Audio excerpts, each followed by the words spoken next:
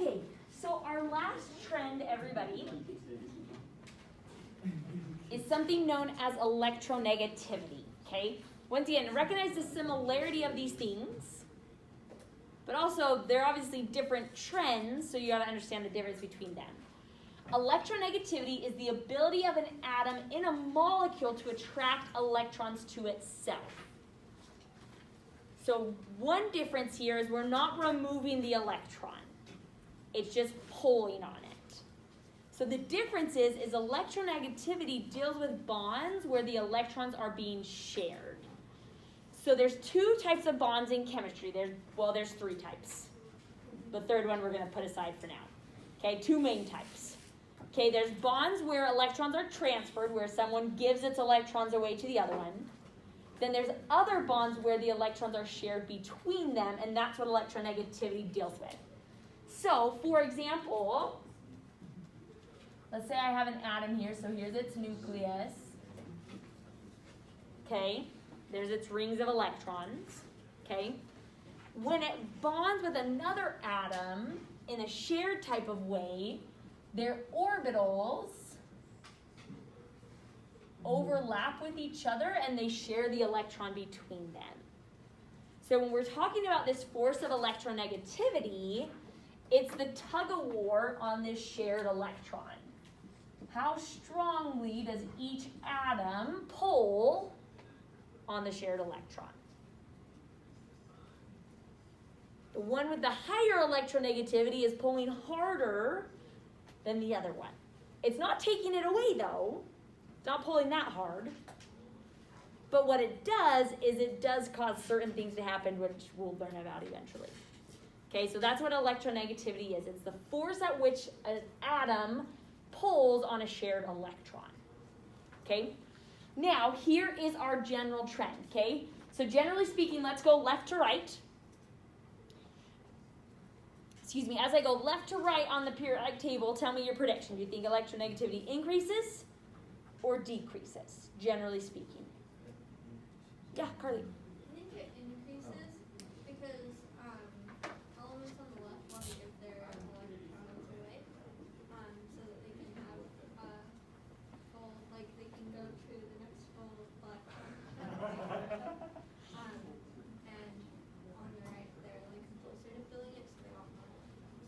Good, and you're totally right in everything you said. It does increase, and we do have those patterns, but the one thing we have to be careful with when describing these trends is we always have to go back to the actual force in the atom. So Bryce? As you move to the right, you have more protons which are pulling on the electron. So it's really more about that the ones on the right side of the table have more protons in their nucleus, so they have a stronger pull on that electron. But what you've kind of built here, Carly, is like a, what's the word? It's like a double step relationship, right?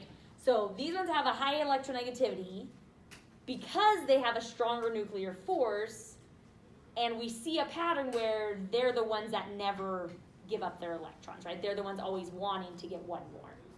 Does that make sense?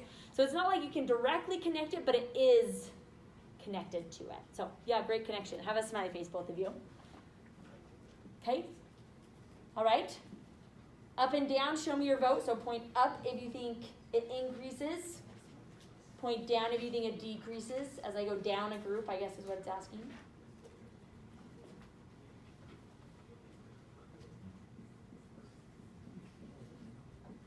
So electronegativity decreases as I go down the periodic table. Taylor, did you want to give us a why? Oh, yeah, because the electron shells are further out, and so it doesn't have as much pull. Yeah, right? The farther electron gets away, the less force it can feel from the nucleus, right? So the more shells. So very good. Hopefully we're seeing repetition here. Are we seeing repetitions of our whys between like the trends last time and this trend? Because it really goes back to always that same thing. If it's either about that strong nuclear force in the middle or the distance of the electron from the nucleus. Any questions on electronegativity? Yeah. This is about electron affinity. Yeah. What's like the trend in that? that's the one with like lots of exceptions, right? The general trend is it is the same for ionization energy, generally speaking, where going left to right goes up and going down decreases. It's also the one though that just has the most ups and downs in it. I've never really seen affinity questions where you have to like rank them like the practice problem we did last time because of that reason. But that is the general trend that we see. So, good question. On this like table, like this thing of the periodic table, Yeah. labeling the electronegativity, why isn't helium or like most of the bottom row? Good observation. So first off, let's take a look. So yeah, good observation, Evan. Notice that group 8, helium's family, is just not even on this table at all. Any thoughts of why they don't have electronegativities, Matt? Good. They're noble gases, which means, do they ever share electrons? So if you never share, you never have a tug of war to begin with, right? They don't even pick up the rope. So that's why they're just left off completely. And then the bottom section, they're all metals, and so metals don't form. They're also just kind of the weird ones that we just don't deal with. But it's my guess, I'll be honest, they probably have electronegativity values because they are metals and they would somewhat. I'm thinking they probably just left it off because they're ones we don't really pay attention to because they don't bond very often. So, but that's my guess of wherever I found this table from, why they left them off. The reason why those ones are all blank is because those are all the radioactive ones that are man-made, right, that last row. And so they're so unstable, they don't exist for very long. So, yeah, good question, though. Have a smiley face for that observation. I'm glad you pointed out the noble gas thing. So, any other questions or comments on electronegativity? Okay, turn the page here, and our last topic is we're actually going to learn or start learning about these ionic bonds.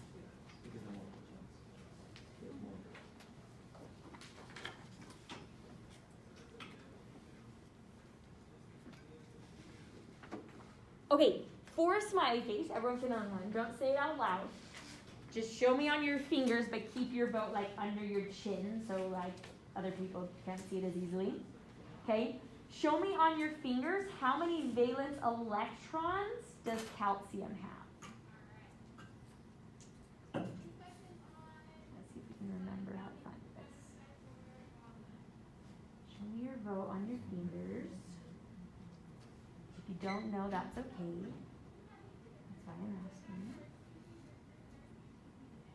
Okay, if you're showing me 2, I have a smiley face, you are correct. And how do I find that? How do I know that? Yeah. There's a number on the top of the table. Uh-huh. Like 1, 2, 3, 4.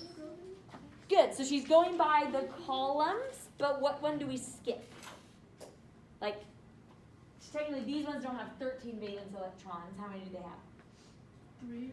3, yeah. So remember the D block doesn't count towards valence because this is only the 3D. It's not an outside shell, right? So it goes 1 valence, 2 valence, 3, 4, 5, 6, 7. Okay? Now, the simple reason why atoms bond with one another, or why they won't bond with one another, is because of how many valence electrons they have. Atoms bond to achieve a full outside shell. Because once they achieve that shell, they've achieved this stable state of energy, and that's what everything's trying to do in life, even us as humans, right? We try to do things that keep us happy and stabilize us. So what makes atoms happy is to have a full outer shell. Now, generally speaking, that means 8. There are always exceptions to that, but generally speaking, 8 on the outside shell gives them a stable configuration. So when they bond, that's what they're trying to achieve. So in that box right there, let's look at a reaction here of sodium and chlorine. So if we look at their valence electrons to understand their bonding behavior, how many valence electrons does sodium have? 1. So draw one little dot by sodium. This is known as a Lewis dot picture. Okay. How many valence electrons does chlorine have? 7. Okay. Now let's look at how strongly they're holding on to their electrons, which is their ionization energy. Generally speaking, with our trend, does sodium have a high or low ionization energy? Pretty low, right? Because it's on the left. Right, so this one has a pretty low ionization energy. What about chlorine's ionization energy? Pretty high,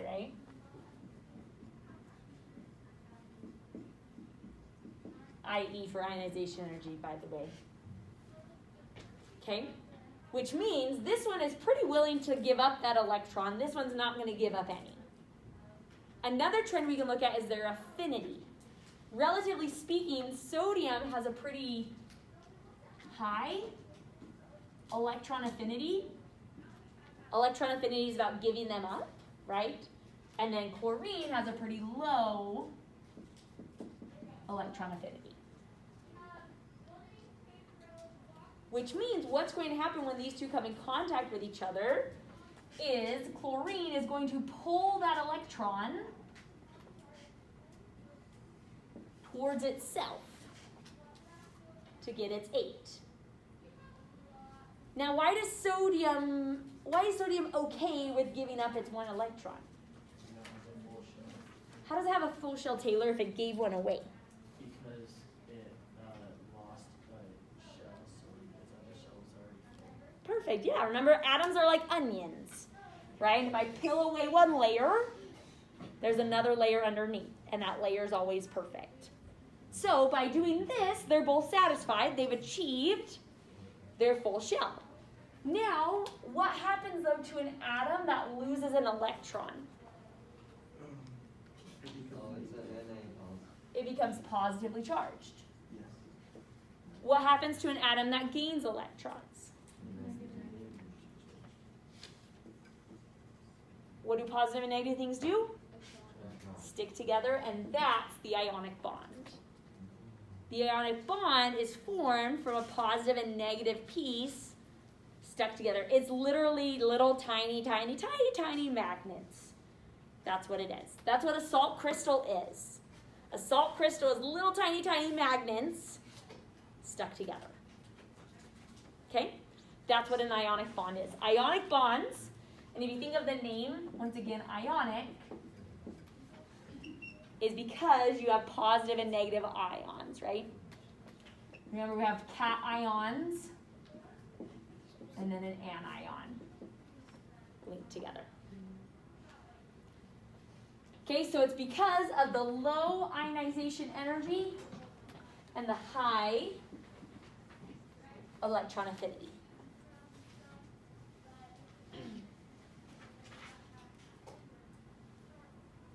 Okay, question to ponder. You don't have to write this down, but I'm going to have you discuss it with your neighbor. What do you think would happen if those two came in contact with each other? Ready? Turn to your neighbor and discuss. What are they going to do? Are they going to do anything? Do nothing? What do you think? So, yeah, they're gonna share because they like full shells and hard to like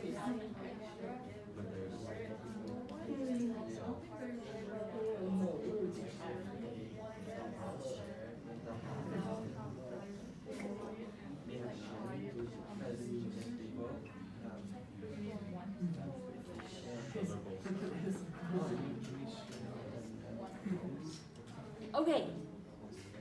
Anyone willing to share their thoughts on this? Yeah, go ahead, Evan.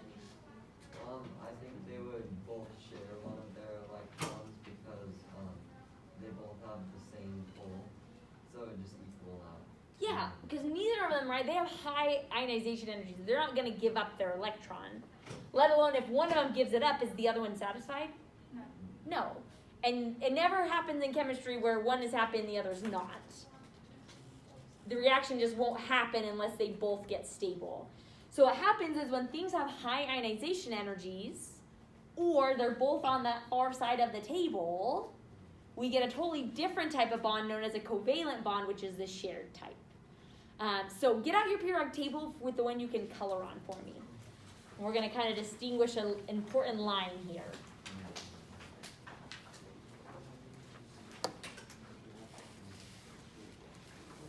So what I want you to do, you know, with a pencil or colors or whatever, is on that periodic table, I want you to draw this taped off section.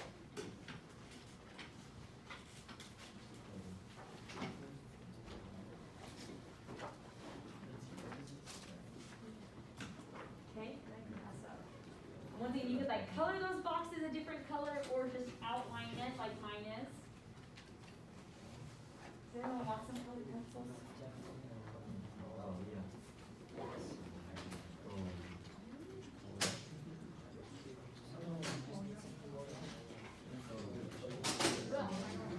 Anyone else?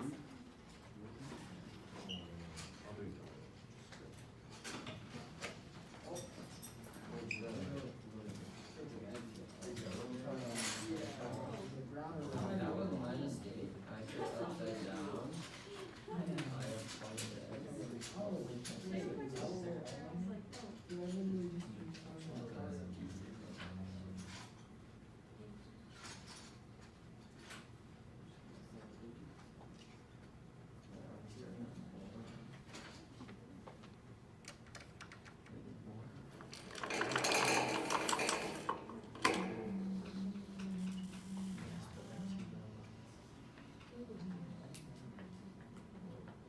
Which yellow line?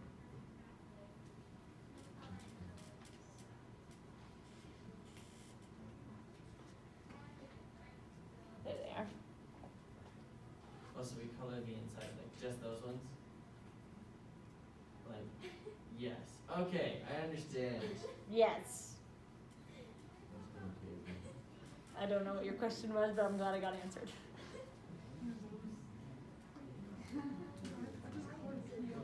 If you colored PO, it's fine. First off, you'll never be asked about these ones and I've seen on some places that they label PO as a metalloid, and that's what we're coloring it now are the metalloids. And then obviously this one is not calling it a metalloid, so.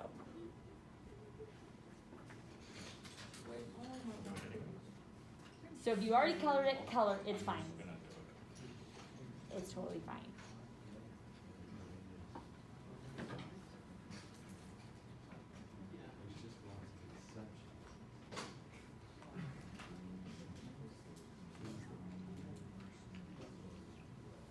It is too strong.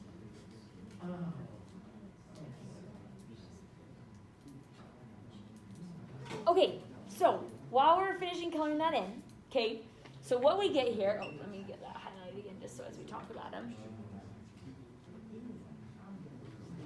Okay, this dividing line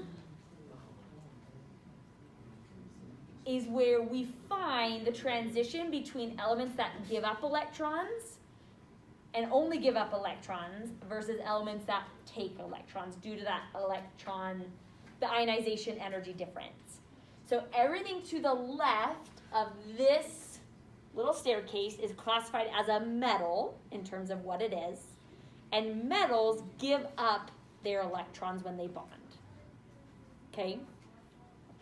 If it's ionic. Everything else tends to take electrons when they bond, or they only share, and they never do either. Particularly carbon falls in that category. How many valence electrons does carbon have? 6. Check again. 4. 4 valence. There we go. 6 is how many it has total, right? So that's 4 valence electrons. Carbon never does ionic bonding. Might be, you could think that it's right in the middle of 8, right? Is it going to gain 4? Is it going to lose 4? It actually does neither. It always finds relationships where it's sharing instead. Okay? Another way you could think about it is everything on this side of our staircase always forms positive charges, and everything on the other side of the staircase would form a negative charge. Or not form a charge at all. Yeah, Isaac. What about the ones in the staircase? Good question. So in terms of behavior, they're labeled differently because they're a different group. So these are the metalloids, these are the metals, these are the metalloids, and these are the non-metals. In terms of behavior, they fall on the side of they can do both. That's where it gets a little weird, right? Because they kind of are metals, but then they're kind of non-metals. Most of them,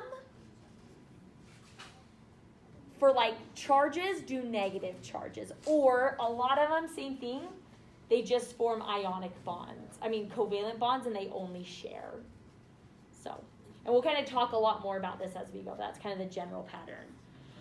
So another pattern you can write across the top of your periodic table if you want is the pattern of charges.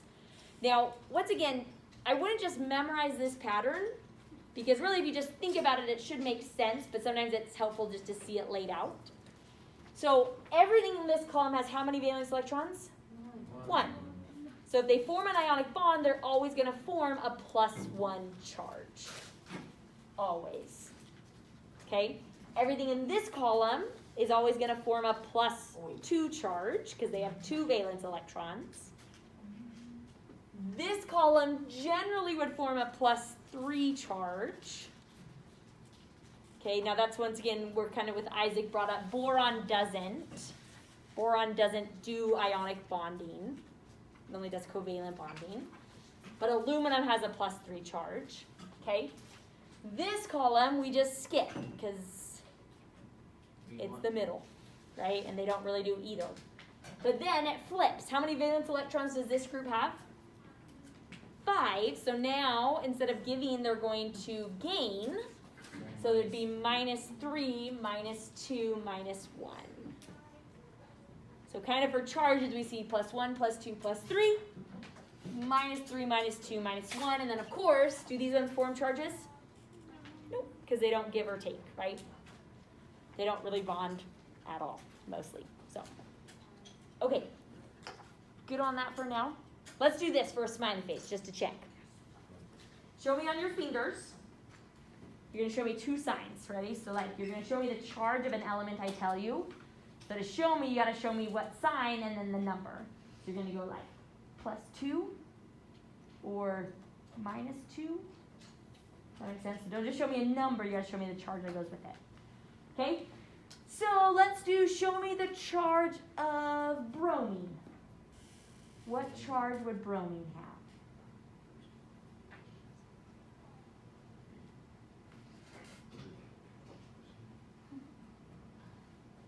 I like all your interpretations of my signs. Okay, you're showing me -1 somehow. You have a sign. I know, like that's a big thing. -1. So why is it a -1 charge? It's gaining 1, right? You gotta kind of think a little backwards, right? It wants to gain, but electrons are negative. Alright, so it'd be a -1. Okay, let's do one more for okay. Show me the charge of barium. 56 is its atomic number. I found it. Let's see. Wait, what? Don't need to pick up the back of the slide. That would be the same. Oh, wait, I guess we do.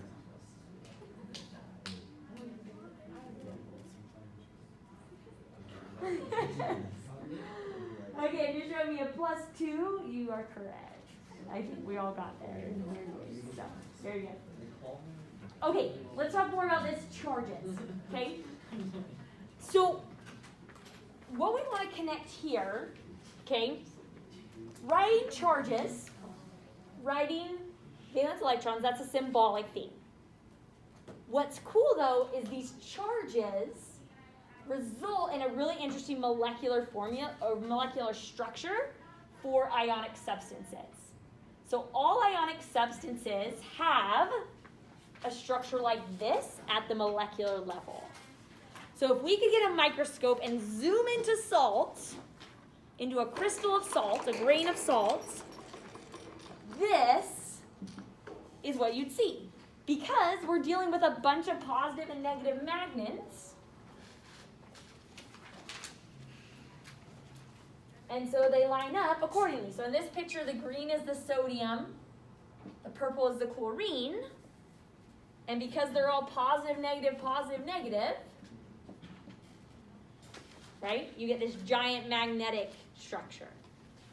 This is why all ionic things have a crystal form. A lot of chemicals look like salts because they're all ionic things all have a crystal shape. Yeah. How small can those things get? Like the size of them? Like the size of the cube. Like Oh, technically, you tell me what would be the smallest for salt. What would be the smallest you'd get down to? Theoretically, it would be a 1-to-1 ratio, right? Of like 1 sodium to 1 chlorine. But actually getting that to happen would be very, very difficult, right? So you would feel like Like in terms of like, that'd be interesting to know, huh? Like in the great, like the small, like what we could see, how big is it? Like how many NaCls are in like a grain of salt? That's a good question. I don't know. That'd be cool to find out. I'm gonna have to come up with a problem. Yeah, or like the smallest you could see, like so if you kept smashing the salt, right, but you could still see the little speck. Destroying the salt. How many would be in there? That didn't really answer your question, but I don't know the answer for sure. But on that note though, what happens with salts or all ionic substances, by the way, side note, all ionic compounds are nicknamed salts. So there are lots of salts in the world. Right? We're used to like table salts and maybe like bath salts and like road salts. But anything ionic is labeled as a salt in chemistry. Wait, so what's salt technically? What is salt? Like what the salt that we eat, what is technically? Table salt? Table salt. I guess is how you would distinguish. She's gonna keep it on this. So yeah, so they're all called salts of some kind. But what happens is we get this really cool thing that happens when you do start smashing it. I'll come back to that box in a second, but while we're on it, okay? So if you take salts, any salts, right, an ionic substance, and you hit it with a force, you force the molecules, the magnets, to shift. Well, when the magnets shift, if they line up where negative and negative and positive, what is it going to naturally do? Push away. Push away. This is why ionic substances have really smooth sides, right? Have you ever seen a big rock salt before? Like what you use to make like ice cream with, right? Or like a cowlick. Anyone seen one of those? Like really big salt crystals? Like the sides are super smooth, right? Almost looks kind of like, in a sense, like a diamond, cut edges. And it's because of this. Because literally if you push them, they'll split and you get really clean cuts. I mean, so clean it's down to the molecular level straight, right? Because of it. Going back to this one really quick so we can write that equation in. The force at which it takes to split an ionic bond is known as the lattice energy. So this is just the reverse equation of what we saw. So if I wanted to take salt and break it apart into its individual pieces, okay, it would take that 788 kilojoules of energy per mole of salt that I have.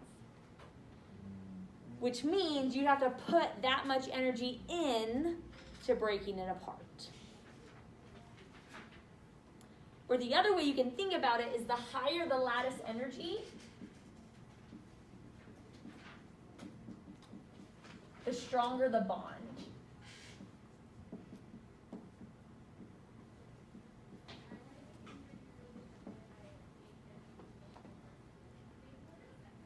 So the third part of this that we want to connect, right? So we've seen the symbolic side. We've seen a picture of what it looks like at the molecular level. Now we want to connect it to properties we see with our eyes. One of those being melting point. Okay, where if I want to melt a salt, how much energy does it take?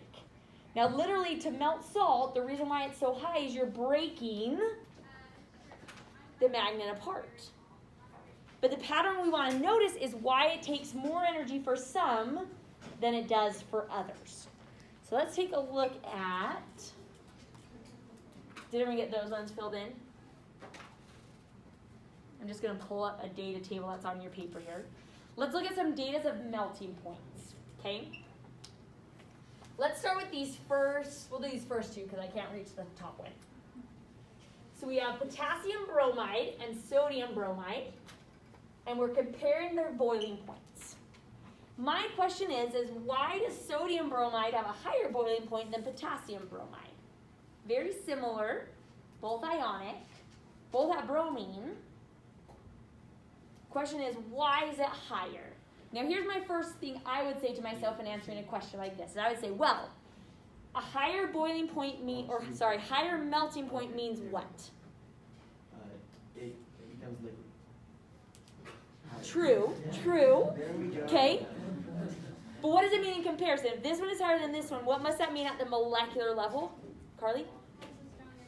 Okay. This tells me, this is what your brain should say. You should see the data and then connect it to the molecular level. Higher melting point must mean that it has a stronger bond than that one.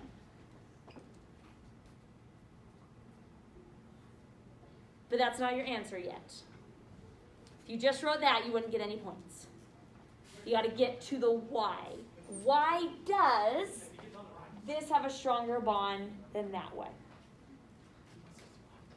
Max, you got an idea? Because if it takes more energy to break apart something, then it means it has a stronger bond because the more energy. Well, yeah. True. Very true. Now, let's get deeper. Why though? Why does sodium bromide have a stronger bond than potassium bromide? I told you guys gonna have liquids. I'm concerned for the Don't roads tell me now.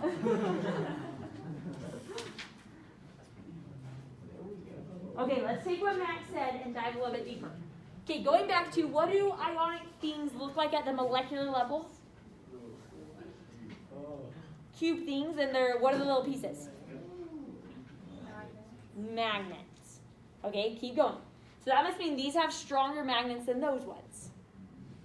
We've been talking about two things that affect positive and negative forces and the strengths of them. Carly?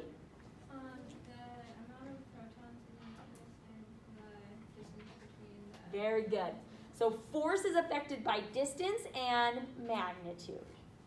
So if something has a higher boiling point, meaning stronger forces, Just wondering, is it because maybe because elements with valence shells closer to the nucleus would have higher boiling point? why? Because if the two elements are closer to each other, if they're bonded closer, it'd be harder to break. And it makes it stronger. So since potassium is bigger than sodium, right? We go back to our trends. We put this, I'll put it on the smaller one. So this one has smaller size, means shorter distance, which means stronger force.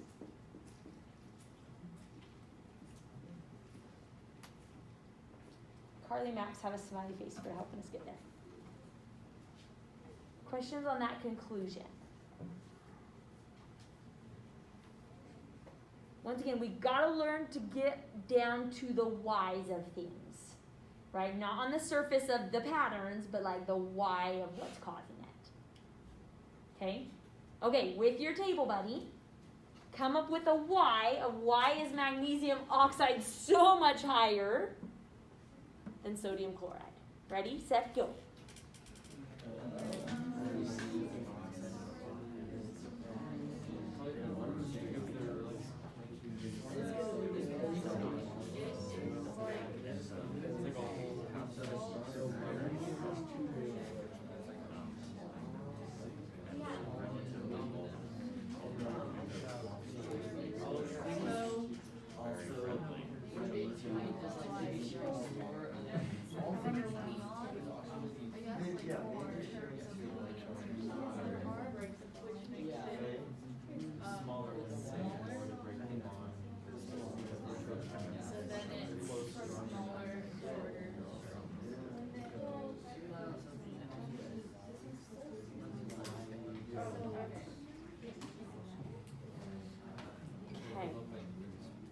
anyone willing to share their thoughts? I don't know. I'll give him one more second.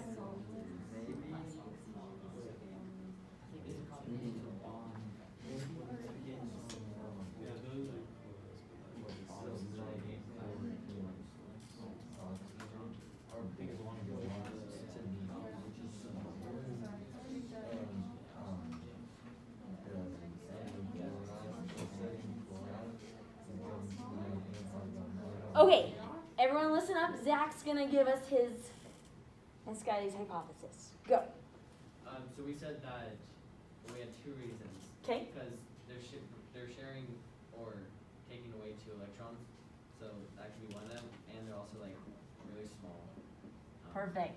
So that plays a huge role, right? Where this is a +2 or +2 -2 relationship versus +1 -1. So this is the idea of magnitude, right? Much stronger magnitude, which is why we have a huge jump.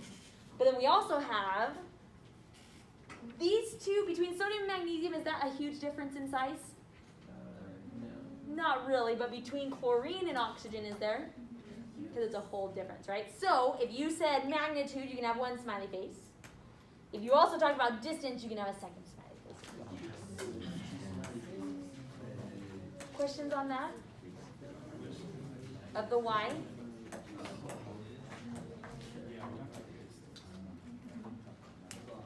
Okay. Okay, final thing. And then we're going to learn about more formula stuff. Let's talk about this pattern of reactivity. Okay? So I just put a periodic table up here to compare.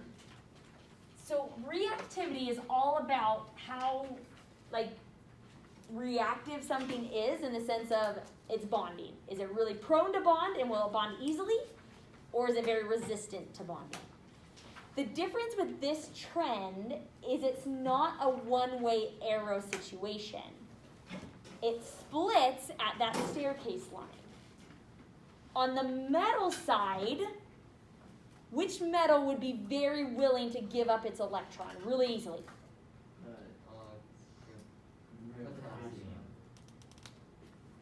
So I heard potassium, I heard rubidium. Any other choices? Most reactive metal of them all. There you go. Why do we go down to the bottom? Why is it more reactive down here? Yeah, it's so big, right? That valence electron is so far away, it's not being held on very much. So francium is the most reactive metal.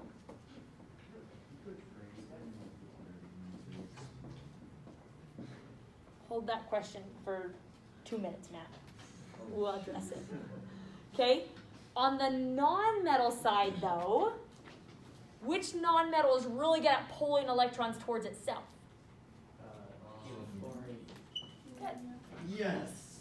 Now, why do we drop this family again? Because they don't react, right? They're good the way they are. It's actually, as far as I know, scientists have never had these bond with anything, ever. The bigger ones can at times, but it's pretty rare. Yeah, Evan. Does monoctium, is that a noble gas? Yes, it would be. Once again, it's in that category of our man-made ones that only exist for less than a second.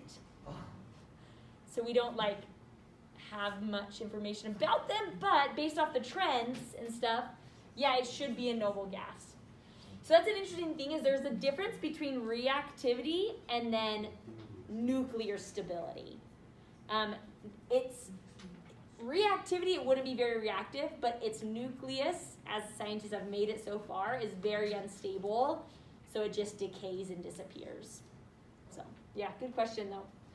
So what we get here is a split trend, where for the metals, we get more reactive going this way, but for the non-metals, we get more reactive going that way.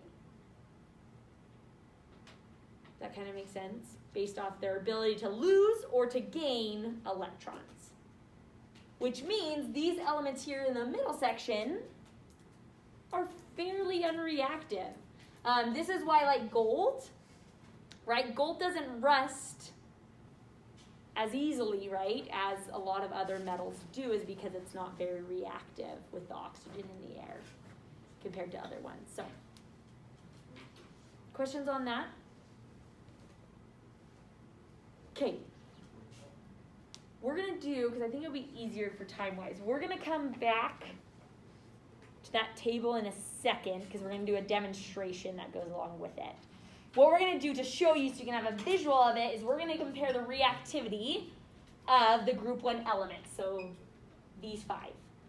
The reason why we can't do francium, but we can make predictions about it, but we can't do it is because it's also extremely radioactive, and so there's not sample sizes available for it.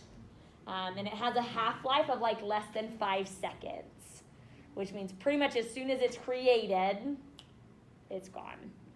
So, but we can, based off what we see of these ones, you can predict what it might do. And there's some funny YouTube videos of people making up what it would do. They're obviously not really testing francium because nobody has it, but kind of cool to see. Okay, flip your note packet for me to the very back, just blank page. I just want to do a few practice problems here real quick.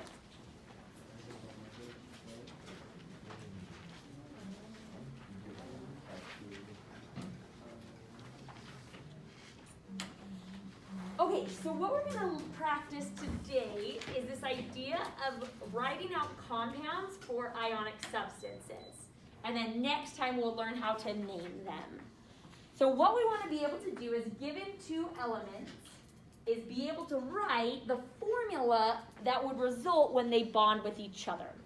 Now, once again, the reason why they bond is to balance out their electrons, and so that's really all we're looking for here. Okay, so just as a reminder, so an ionic bond is formed from the transfer of electrons.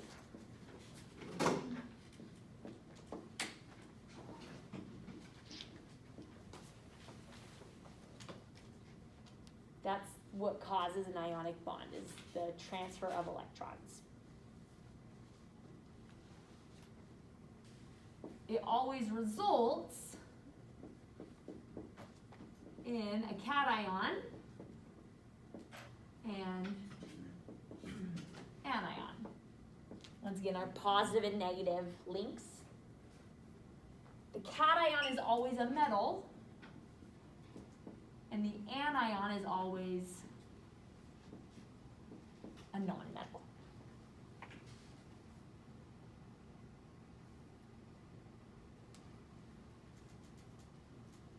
In the end, the charges always have to be balanced, or everybody needs a full shell.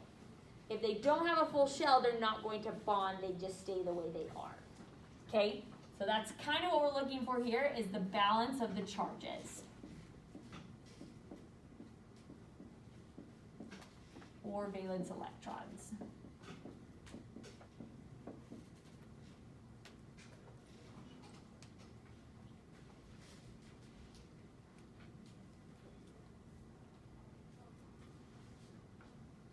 So for example, let's take magnesium and say we're going to see what would result if it bonds with chlorine. So there's 2 ways you can think about this. Whichever way makes the most sense to you is the way you should do it. I don't care. First way is you can think about their valence electrons like we did before. So how many valence electrons does magnesium have?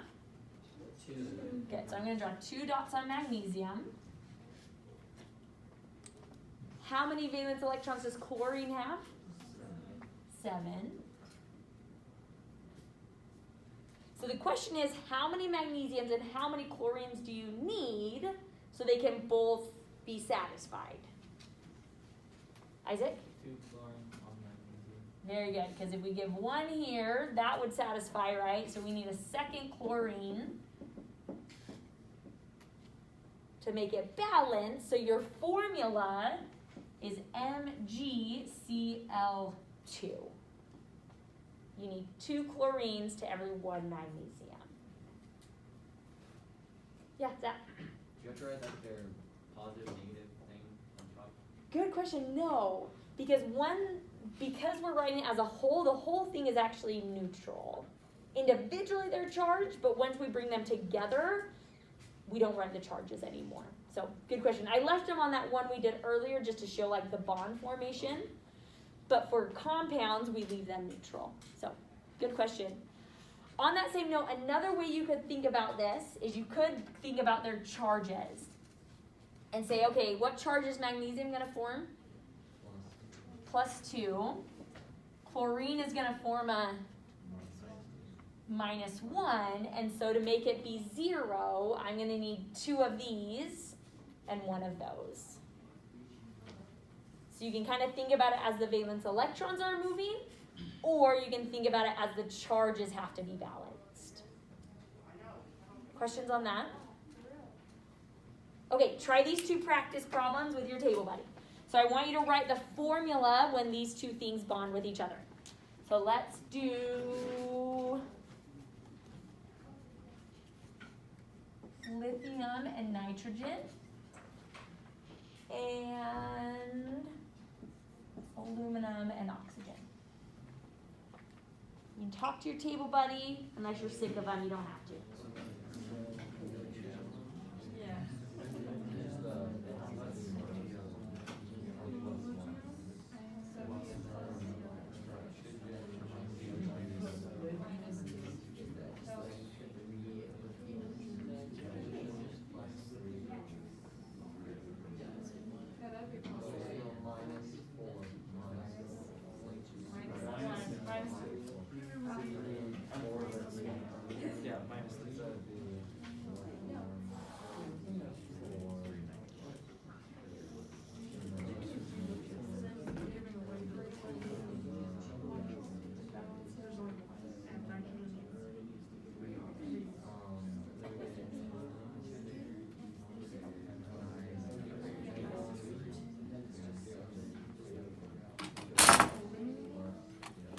Breaking atoms.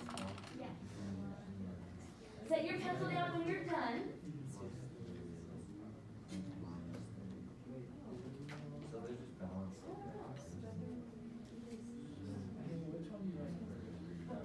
The metal always comes first, or the positive one does.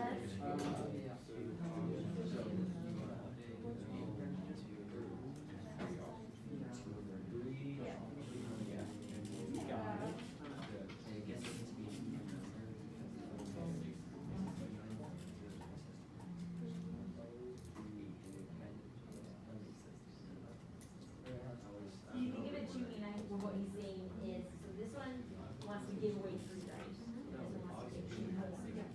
So if it's not as clear to see the balance, as you can think of like the least common multiple between them. Like, because it needs to balance out to 0, right? So this one, exactly what I see. So this one wants to lose 3, this one wants to lose 2. So we're going to times this one by 2, and now we're going to like a flip.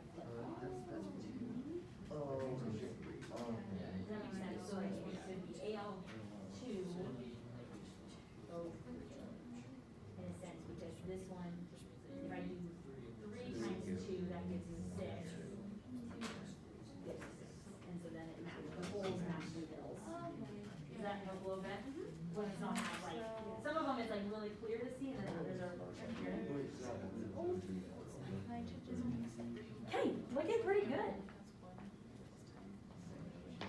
Okay, you should have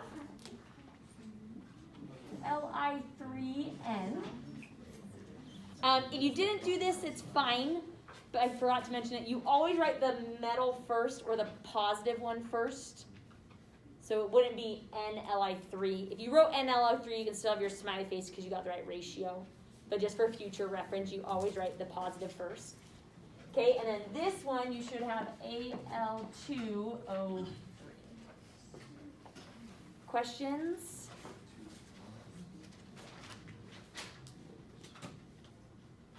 Feel okay about that? Okay, take a look, just so I can clarify something, at your homework 1.8 that I passed out at the beginning.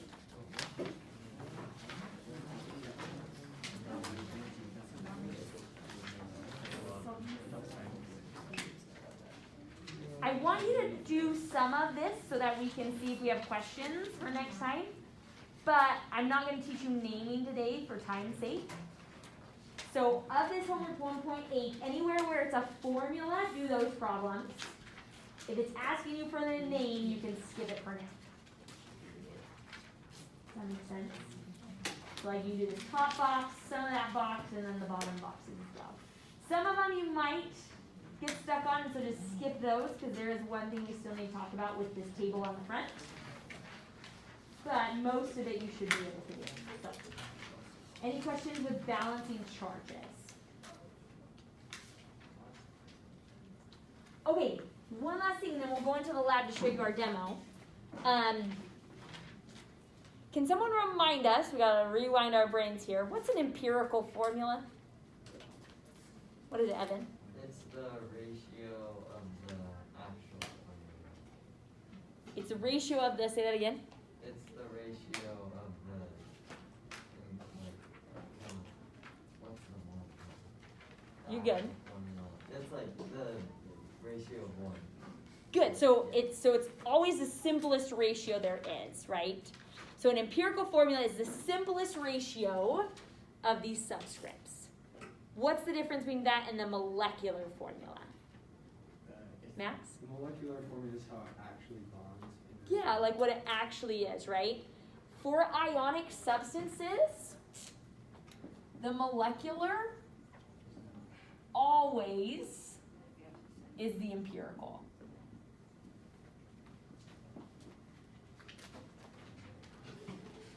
Any thoughts of why that is?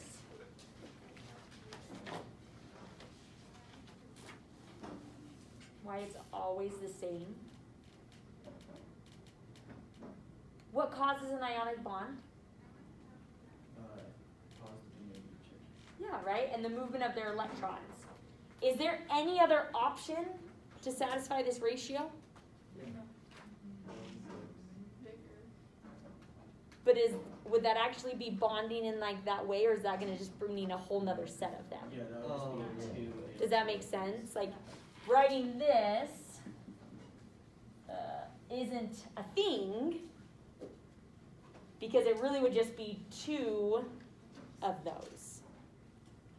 Okay, so just something kind of, the homework uses the word empirical a lot on the AP quiz. For ionic, the empirical is just asking for the actual formula. So like if it says, what's the empirical formula between these two, you're just doing what we just did, balancing the charges. Okay? Okay, you can go ahead and clean everything up. We're going to go into the lab to watch some chemicals.